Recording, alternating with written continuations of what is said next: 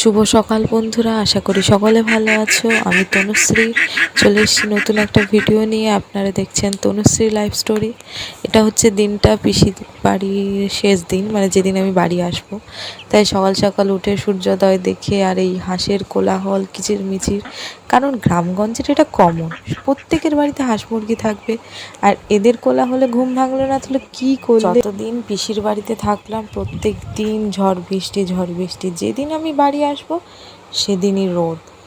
তাও রোদটা ক্ষণিকের। আমি যখনই নদীটা পেরিয়ে এই পারে এলাম আবারও বৃষ্টি শুরু। বাসে যখন উঠেছি তখনই বৃষ্টিটা কম ছিল, তারপর আবারও বৃষ্টি শুরু। এই বৃষ্টি ঝড় নিয়ে আবারও বন্ধুরা চললাম। বলো তোমাদের বাড়ির দিকে কেমন বৃষ্টি হচ্ছে? সব বুড়ে গিয়েছে না তোমরা সুস্থ আছো? আমাদের সাইডটা তো দেখতেই পাচ্ছ, এই সামান্য বৃষ্টিতেই একদম জলে বুড়ে গিয়েছে পাকা রাস্তাগুলো।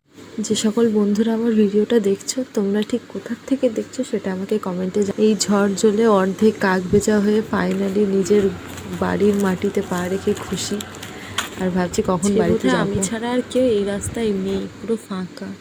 ফাইনালি নিজের বাড়ির গলিতে এসে আমার চিন্টু বাবুকে দেখে চিন্টু বাবু তো অবাক, বলছে পিসি কবে আসার কথা, কবে এসছে। ও তো পুরো আশ্চর্যই হয়ে গেছিলো, মানে আদৌ তো এটা পিসি সঙ্গে বলতে পারো, একটু রেগেও গেছিলো। তারপর আমি বাড়ি গিয়ে আমার পিচ্চুগুলোকে একটু আদর করে আজকের ব্লগ এত